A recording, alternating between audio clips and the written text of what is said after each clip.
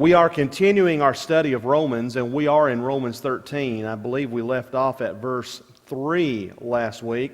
Let me once again stress that this section of Romans chapters 13 and 14, are very controversial among our brethren in the sense that you have a differing range of opinions as to how these two chapters are to be interpreted. Now, we understand what these two chapters are addressing. Romans 13 addresses the Christian and civil government.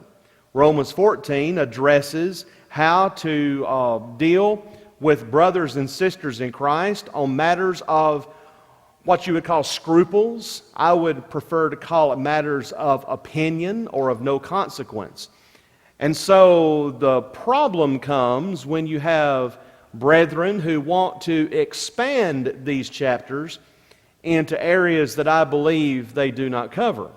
And we will be addressing those matters as we go through. And I did mention last week that I wanted to take some extra time here in chapter 13 especially to address the difference of opinion that brethren have and have had over whether a Christian can serve in government, number one, and whether a Christian can serve in war, number two. We did touch on that last week, but I want to keep on addressing that as we continue on into chapter 13. And by the way, if you have any thoughts or any questions or any counter opinions to what is said this morning, please feel free to raise your hand, and I will gladly acknowledge you, and we can discuss anything that seems to be a little bit difficult or something that you want to have clarified. Because I understand that these two chapters are not, shall I say, easy to get through because of the differing opinions that brethren have. But we'll try our best to be as clear as we possibly can. Remember verses 1 and 2, he sets the table, as it were, by talking about the fact that the powers that be are ordained of God. Let every soul, he begins it by saying, be subject to the higher powers. We talked about that last week to an extent. Wherever a child of God lives, whatever country he lives in, whatever city he is residing in, he is to be obedient to the powers that be, because they are set in place by God's authority. Yes, sir, Brother Don.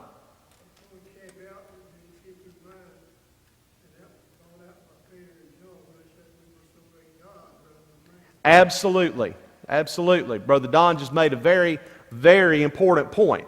The caveat that is involved in this, when we say that the child of God must be in submission to higher powers, the restriction on that is placed by Peter and John in the book of Acts, when they said, we must obey God rather than men. In other words, if the government tries to get you to do something that you know to be sinful, or if the government tries to restrict you from doing something you know to be right, then the Christian's obligation, no matter where he is, no matter what government he lives under, is to obey God rather than men. And that applies just as much in the United States as it does in a communist country, or as it does in, say, Nazi Germany during the 1940s. The child of God is under his obligation first and foremost to obey God. And that should be our top priority. But in most circumstances, in normal, we should say, if you want to put it like that, in normal circumstances, what Paul says here applies across the board. In other words, be subject, be obedient to the higher powers. Remember, the ruler at this point, when Paul was writing these words, was Nero. Likely Nero was still in the time of his reign where it was relatively not peaceful, but at least without incidents. This is before Nero would completely go insane and begin to persecute the church, and he eventually would burn Rome. But still, he makes it clear the powers that be are ordained of God. Now think about it. You've got people in government that are ungodly. You've got people in government that are not religious. And yet those people in government are there as it were, ministers.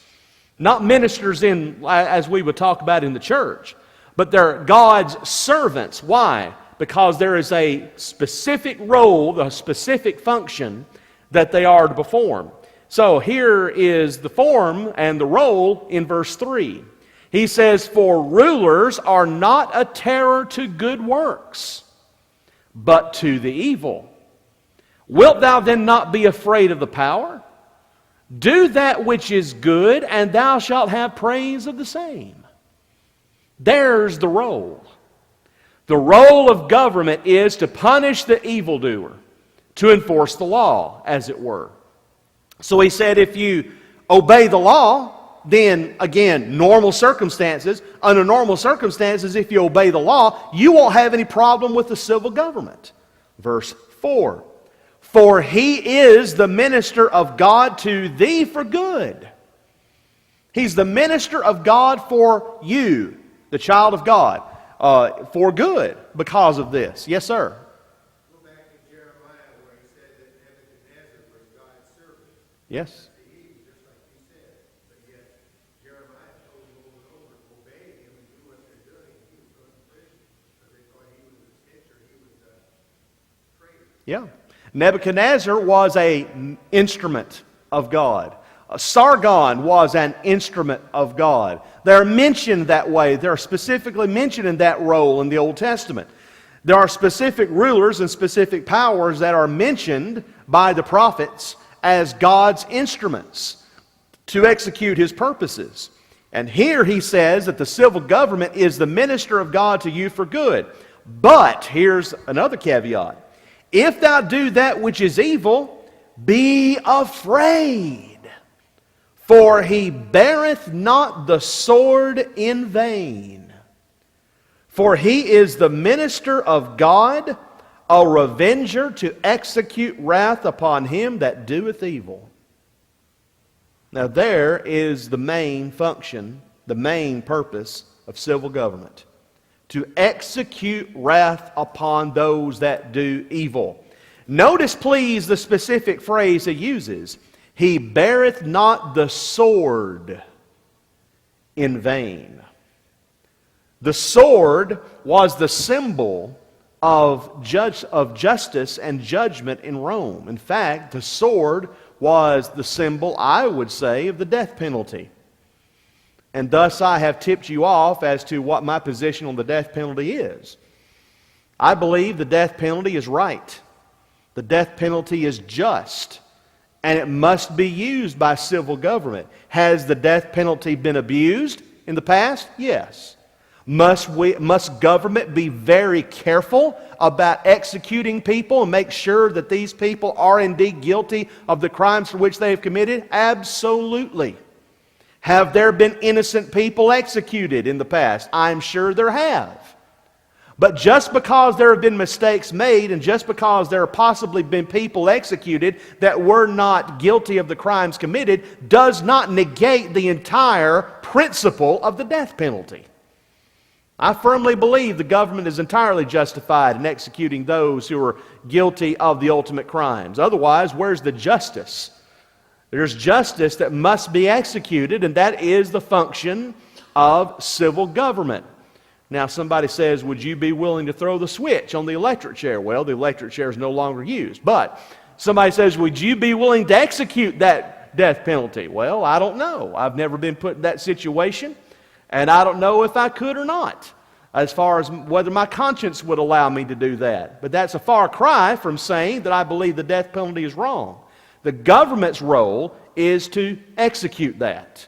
It's not my role. The church is not in the function of government, and the government should not be in the function of the church. Those roles are separate, just as the home is separate from the church and from the government. We used to stress that quite often from the pulpit and from the Bible class and among our people many years ago, that there are three institutions that God has set forth: the home, the government, and the church. We need to keep on stressing that and emphasizing that again, and emphasize the separateness of each of these institutions. The government's function is to execute justice. Somebody says, well, the Bible says, thou shalt not kill. Yes, it does in the King James, but the text actually states, you shall do no murder. That's what was being condemned. Murder is what's being condemned. Taking a life unjustly. The death penalty was part of the Mosaic law for specific sins. And the death penalty is indeed part of our government, our society today, even though it's not executed speedily, as we well know. Still, there is that option. And I believe the government has every right in the world, in the sight of God, to execute those who are guilty of ultimate crimes. He is a revenger, he says, to execute wrath upon him that doeth evil. Wherefore, because of that, you must needs be subject, obedient, not only for wrath, but also for conscience sake. If we are to obey God, then we must also obey government. And verse 6, oh, we don't like this one, but it's true. For this cause pay ye tribute also, for they are God's ministers, attending continually upon this very thing. In other words, pay your taxes. Yes, sir. This truth you said before, not only in the law of Moses and the Christian age, but it was set forth back in Genesis 9, verse 6, patriarchal. Yes, sir. So it's been true in all three ages of human history. Patriarchal, Mosaic, and Christian. We are to pay tribute. We are to obey government.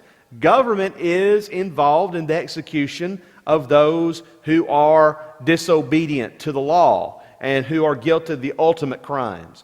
So we are to pay our taxes. That's the role of government, not the church, not religious bodies. And today we seem to have a school of thought that has taken hold of too many religious groups, that somehow the church is to be involved in government functions. Well, that's not the role of the church. The role of government is to attend continually upon this very thing. Pay your taxes. I know we all complain on April 15th about how much money we're having to pay the federal government, state government, local government, and taxes. Well, we can complain, yes, if they're high rates. But still, the fact is, if we're to obey God, we've got to pay our taxes. Those who have refused to pay taxes have felt the consequences of that disobedience to government. We've got to pay our taxes. Verse 7. Render therefore to all their dues, tribute to whom tribute is due, custom to whom custom, fear to whom fear, honor to whom honor. Pay your revenue, whatever revenue it is. When you buy your car tag every year, you pay revenue, don't you?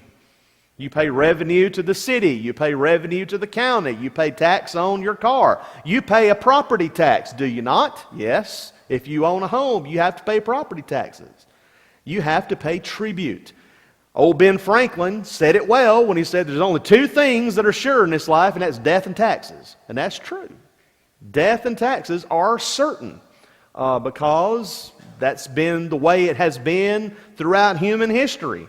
And so Paul is just saying something that is a universal truth. Remember when Jesus in Matthew 22 was asked the question about, is it lawful to pay tribute to Caesar? Loaded question, wasn't it? And he said, show me a denarius. They gave him a denarius. He held it up. Says, whose image is this in superscription? That's Caesar. And he said, render unto Caesar that which is Caesar's, and unto God the things that are God's. That principle is what Paul is enunciating here. Render unto Caesar the things that are Caesar's, and unto God the things that are God's. Two distinct institutions at work. Two functions, in other words. Owe no man anything but to love one another. So that means that we can't have a car loan or student loan. No, that's not what he's saying. It's not what he's saying at all. He is saying to pay your bills promptly. You can have a car loan where you pay it out over a number of months, or a mortgage where you pay it out over a number of months, or bills where you pay it out over a number of months. The thrust of this is, but to love one another. For he that loveth another or his neighbor hath fulfilled the law. That's what you need to owe to one another, is to love each other. Owe love to the other person. And that way you fulfill the law. Verse 9, for this, thou shalt not commit adultery, thou shalt not kill, thou shalt not steal, thou shalt not bear false witness, thou shalt not covet. And if there be any other commandment, it is briefly comprehended in this saying, namely, thou shalt love thy neighbor as thyself. He's reminding them of the Ten Commandments, of which they were very familiar, especially those who had come out of Judaism. Then he says, verse 10, love worketh no ill to his neighbor.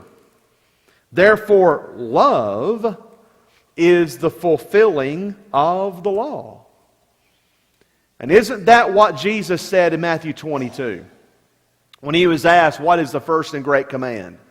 And he said, hear, O Israel, the Lord our God is one God, and thou shalt love the Lord thy God with all thy heart, with all thy soul, with all thy mind, with all thy strength. That is the first and great commandment.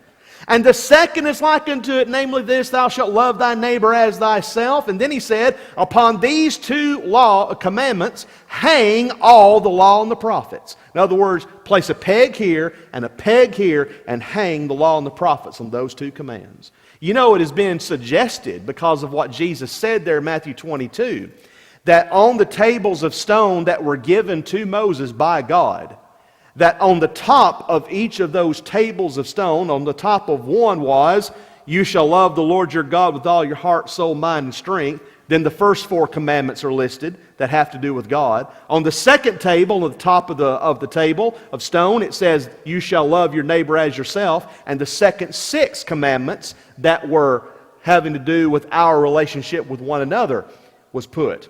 It's possible. Don't know that. All I know is what Jesus said. On these two commandments, hang all the law and the prophets. And here, that's what really Paul is repeating. Love worketh no ill to his neighbor. Love is the fulfilling of the law. And that, verse 11, knowing the time, that now it is high time to awake out of sleep. For now is our salvation nearer than when we believed.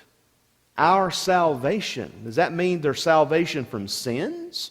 No, they'd already been saved from their sins by the gospel. Obedience to the gospel of Christ. Romans 1:16, I'm not ashamed of the gospel of Christ, for it is the power of God unto salvation to everyone that believeth, to the Jew first and also to the Greek. They obeyed the truth, which culminated in being baptized, buried with Christ, being raised with Him to walk in newness of life. They had already been saved from their past sins.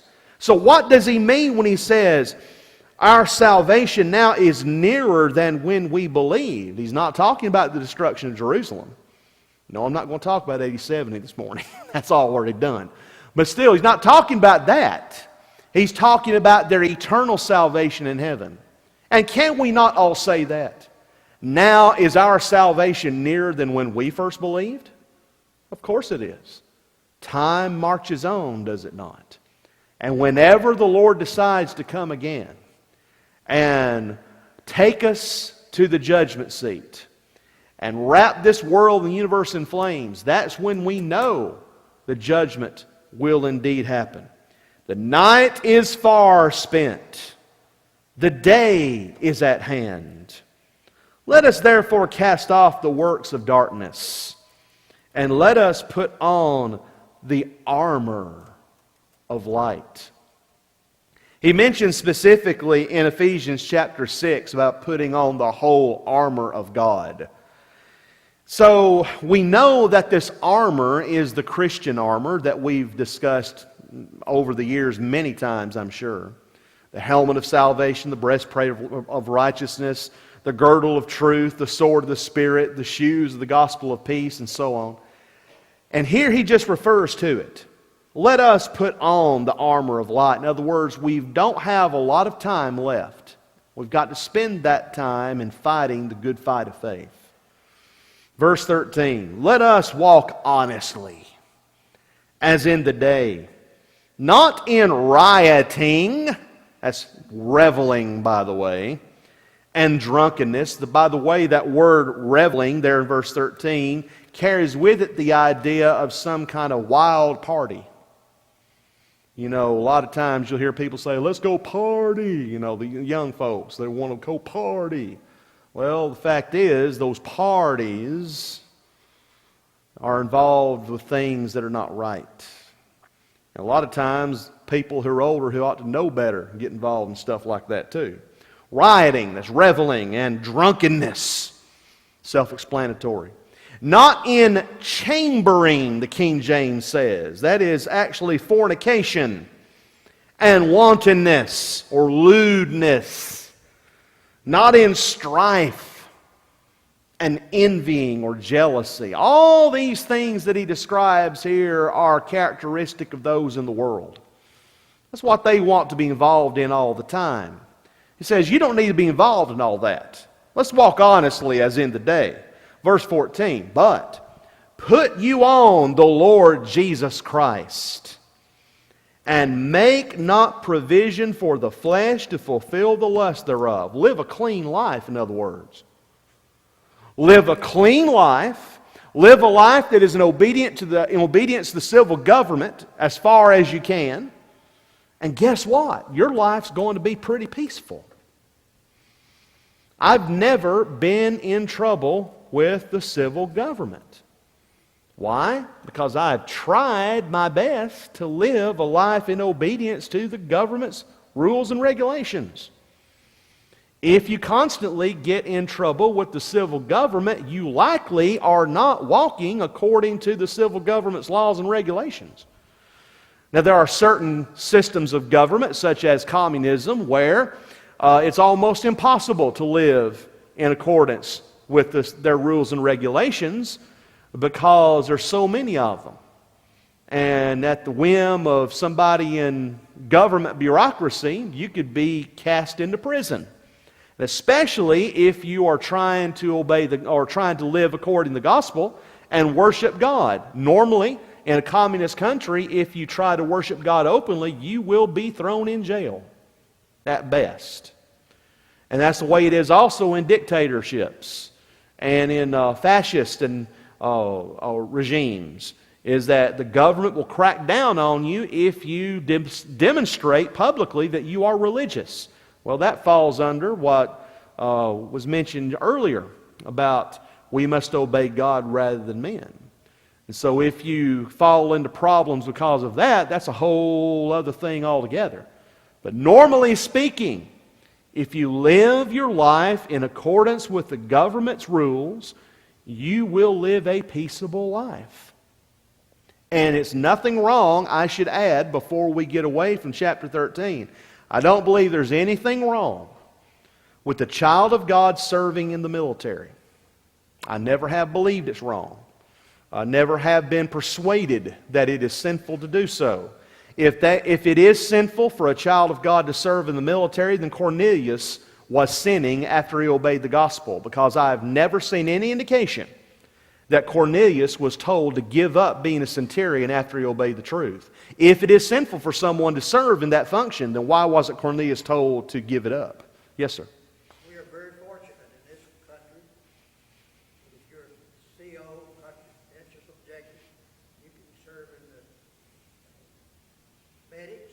Yes. Or I served in Japan paying the troops. I had to. So there's something you can do without taking up a gun. Yes, sir. You can serve as a conscientious objector in our system of government where you don't have to serve in combat role. One of my uncles served in Korea during the Korean War as a medic. He was a conscientious objector at the time. I think I'm right in saying he changed his views on that after the war when he began to preach. But still, he served in the military and did not have to serve in a combat role. There is a movie that came out last year that Mel Gibson directed about a gentleman from Chattanooga, Tennessee area, I think it's Cleveland, Tennessee, who was a medic, who received the Medal of Honor, who never picked up a gun, never fired at anyone, but saved, I think I'm right in saying that he saved like 25 to 30 fellow soldiers on the island of Iwo Jima, if I'm not mistaken, under heavy fire, heavy combat. It's an inspiring story. His story is very, very encouraging. But he never picked up a gun. And there's nothing wrong, I believe, with a child of God serving in a combat role. Now, Brenda's father, who has since passed away, flew in a B-25 Mitchell in the Pacific Theater. He wasn't a bombardier. He took photographs of the places that they would bomb. In fact, we've got several of the photographs that the government allowed for him to take with him after the war. And it's very interesting to see some of these places that they were flying over and they bombed. But when he came back from the war, he and the boys at the time, the boys that came back from World War II, were gathered there in the congregation where they worshiped. They're in Trinity, Alabama. And the preacher got up in the pulpit. This is after the war was over and the boys had come home. And this fellow said in the pulpit that all of you who served in war, you are all murderers. Said that from the pulpit. And it happened to be that my father-in-law was best friends with this preacher. And after the worship period was over, he went up to him and said, "Let me tell you something." He said, "What we did over there made it possible for you to get in that pulpit and preach without having to be fearful of what the consequences would be." And he wasn't the only one who called him on the carpet for it. Well, this preacher had enough about him to where he made an apology. He actually came forward, made a confession wrong, apologized for it. But actually saying that about these boys that served overseas, defending our freedoms, not only in the Japanese theater, and the Pacific theater, but also in the European theater. There's nothing wrong with a child of God serving in a combat role. There's nothing wrong for a child of God to serve as a policeman. I believe he's fully justified, or she is fully justified in doing that. Because that is the role of government. You also read in the book of Philippians how that the Apostle Paul said that the gospel, the truth, had been known throughout the entire Praetorian Guard. If you know anything about the Praetorian Guard in the Roman Empire, you know that was a military wing. And Paul had preached, and it had actually gone to the Praetorian Guard. There were saints in Caesar's household, children of God that were serving, who were in Caesar's household. Now, were they members of his family? We don't know for sure. We just know that they were part of his household. I believe it is fully justifiable for a child of God to serve in military and to serve in government role. And I know there are many good and sincere brethren who think otherwise. And I don't think we ought to break fellowship over that question, because there are very firm beliefs and firm opinions on both sides of it. But the fact is, we can all acknowledge that there are specific functions that the government must fulfill that the church cannot. And there are specific functions that the church must fulfill that the government cannot. And there are specific functions that the home must fulfill that the church cannot and the government cannot, and vice versa. We've got to keep those three institutions separate. And I think the problem has arisen in our country in particular over the last few years with us not keeping those roles and those functions separate. And I'm talking about us as a country, us as a society, not keeping those functions and those roles separate. You know, our nation's problems will not be solved by who we elect.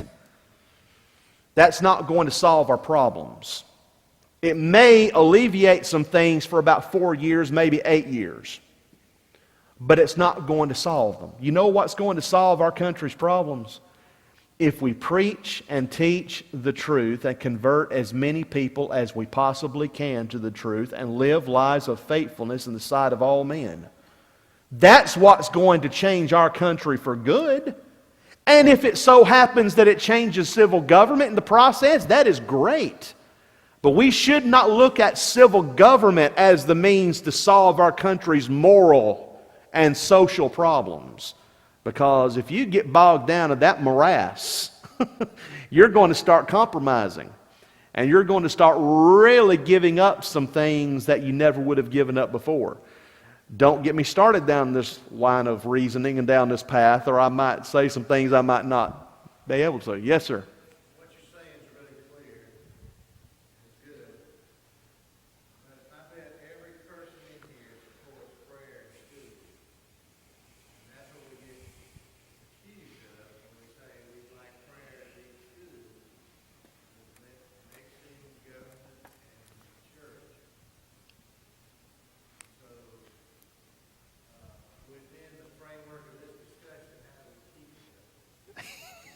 I knew that was coming.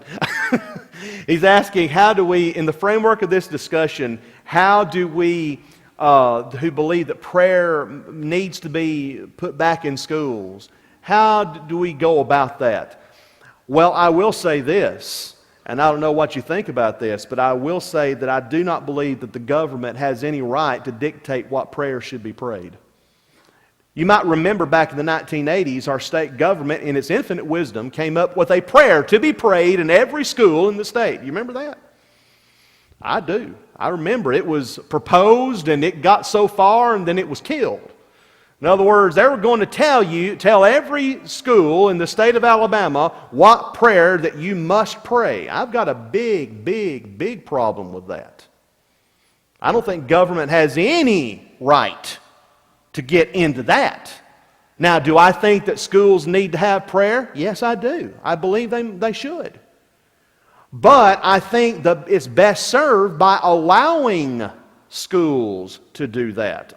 Putting it into the local governments, the local city, county governments to make those decisions, whether prayer is going to be allowed in those school systems and in those specific schools. But I do not believe it is the function of state government or federal government especially to tell the schools what prayer to pray. And I think we can see the difference in that. I do believe, as has been indicated, that prayer being taken out of schools has led to a lot of the things that we see in our society that's not good. But then you've got another problem when you think about it. We also have freedom of religion, do we not? Everybody can practice the religion that they practice, whether it's true or whether it's an error. But no one has a right to suppress that, in theory, even though it is done in places. Still, if you allow, say, someone to lead a prayer from a certain church, then, according to the laws of our land, would the government have any right to restrict, say, a Muslim to come up and ask to lead a prayer? No. No, not according to the laws of the land. Now, according to the laws of God, it's different. The laws of God are very specific. But according to the laws of the land, would the government have any right to say, no, you can't pray because you're Muslim? No, they've got to allow that. Or say a Hindu comes forward and says, I want to lead the prayer for this function. You can't restrict that. Or a rabbi comes forward and says, I want to lead the prayer. Do you see the problem? You see the problem. There is an issue here. Because you've got so many different religious groups that want a place at the table, as it were. And if you say, well, we're going to have a prayer, and then somebody else comes forward and says, I want to lead that prayer. No, you can't. Whoa, wait a minute, according to the government. Now, the law of God is very clear. What I'm saying is there are a number of issues that arise with this that sometimes we haven't thought through. And I believe it is the function of the local and state and local governments, or that is county and city governments really, I believe, to determine all of these things. But as far as the government dictating what can be said in prayer or who can pray, that's not their function. That's not their function. I believe it ought to be the case that the Supreme Court gets out of the business of telling us where we can and cannot pray. The government telling us where we can and cannot pray. They need to get out of that business, but they're not going to anytime soon, apparently. That's the problem. The government getting involved into religious matters, that's where the problem starts. Yes, sir. One thing that seems to be a paradox to me is the fact that all our courts up through the Supreme Court have said that prayer in schools, public schools, is a constitution. Yet we find in all of our, in many of our executive bodies, in many of our legislative bodies, and many of our judicial bodies, that they have prayer. Yes, sir. Have Absolutely. I've also noticed that. That we can't have prayer in public school, we can't have prayer at functions, but yet the government opens every session with a prayer. Now, who leads that prayer? That's another thing altogether. They're liable to have anybody and everybody lead that prayer. But still, they have it. And yet we're told by a majority of men and women in black robes, that we cannot have this in state and local governments? Don't believe it's the function of the federal government to tell us that. By the way, side note, about 2 weeks ago I received a private message from our son who is in Washington saying that the talk was there's going to be a Supreme Court position open within the next week or two. Well, sure enough, the talk on Drudge is there may be a retirement on the court. Anthony Kennedy may very well step down. We'll have to see what happens over the next 2 or 3 days. If that happens, Katie bar the door. It's going to be unreal, the fight, the bloodbath that happens over that Supreme Court justice position. But that's a side note. Still, the fact is, our social and moral problems, I believe, began, like we're saying, when prayer was taken out, forcibly taken out by the Supreme Court of public schools. That's when the problem started. And it led to many, many other things. But the role of civil government is to enforce the law and to punish the evildoer.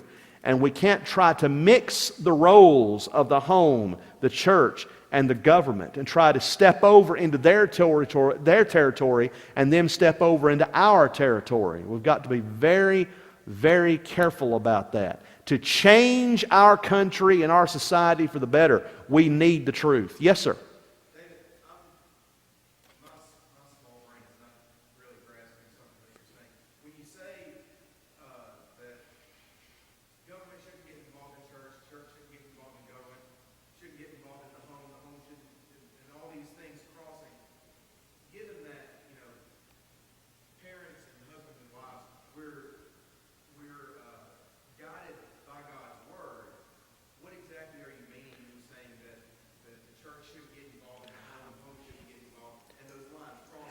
What I'm saying is, when about the home getting involved in the church, that is the home taking, in other words, dictating to a family what they can and cannot do, taking their role as husband, wife, father, mother. That's what I'm saying. When you've got a home set that is as God would have it, for the church to come in and say, okay, this is what you can and can't do in your day-to-day function as the home. Can't do that. That's the home's function. It's not the church's function. Now, the church must, of course, set the moral and doctrinal principles for the home to follow.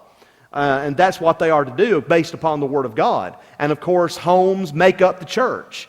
But the church does not take over the functions of the home in the day-to-day operations of the home. Same way with the home. The home can't say, well, we're going to dictate to the church what the church can and can't do, and who you can support in missions, and how we go about the day-to-day operations. That's for the elders of the congregation, of each congregation, to determine. Or if there's no elders, for the men of the congregation to determine. But you can't step over in those, if I'm making myself clearer, I hope, you can't dictate, in other words. But now the federal government tries to dictate to the church what they can do, and tries to dictate to the home what they can do. So the government's been stepping over into these areas for many, many years, and that's part of the problem. Two good examples there. One is the church really cannot raise a child and nurture an admonition of the Lord.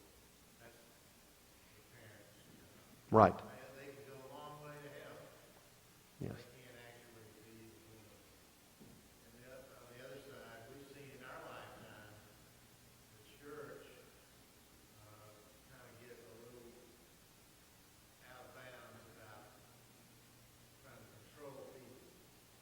Say, I remember somebody, I heard about somebody, I didn't know this person, but said that they found the person they wanted to marry. And they went to somebody in the church and said, I found my future bride. No, you're not ready to get married. You cannot get engaged. So it happened. I know I've looked over at Brenda because she knows what I'm about to say. When Brenda was in college, there was a guy that was a campus minister who was trying to tell the students who they could and could not date. And also was having them to fill out these cards, filling out every hour of the day what they were supposed to be doing. And assigning to them a prayer partner, a soul talk leader. You know what I'm talking about, don't you? You remember those days? Boston Crossroads Movement? Oh, yeah. Dictating to individuals. That's not the function of the church. That's not the function, that's not their role. So yes, absolutely. That's where we get into difficulties, when we start trying to mix and step over those boundaries. Now, if a home is broken, if there are orphans and widows, is it right and proper for a home to be instituted, an orphan's home, if you will, for those orphans to be put into, to be cared for? Yes, I believe that is a function that can be used. And I won't go into all this details and wherefores and what have yous, but still, I think we can all acknowledge that. But still, we're talking about in normal functions, normal areas. When we keep those functions separate and those avenues separate, I think we're really doing what God would have us do. This has been a very good discussion, by the way. Yes, sir. One more thing. Yes. To kind of go back to the beginning of chapter 13, where Paul says that we're supposed to be subject or in subjection or submit to government. In your study, would you say that the word that Paul is using for subjection or submit is the same as he used to talk about the wife's relationship with the husband? Hupotasso, I believe it is. Yes. Submission, subjection. That's the word in verse 1 is hupotasis. Let's see. Hupotastheuo. Sounds Greek to you? Well, it is. But still, hupotasso is the root word. Hupotasso is subjection, subordination, obedience. Does not mean you're inferior. I'm in subjection to the police when the policeman pulls me over and says, you know how fast you were going? What would happen if I were to say, you know what, I don't have to submit to you because you're no better than I am. I'm on the same plane with you. You know what would happen? I think Mr. Timms knows what would happen. Says, Mr. Hester, get out of the car. Please put your hands on the car. And he would have every right to do that. Why? Because I'm not being in subjection to this duly authorized officer. You see the problem? Now, I do realize there are those who abuse that authority. There are those who are exceptions to the rule. But that does not mean that as a general rule, I am to disobey the law and disobey police officers. It's the same word that's used as far as the wife's responsibility to the husband. All right, we've had a good discussion. I haven't heard a bell go off, but it's almost 15 till, so I'm going to end this thing up. And there's the bell.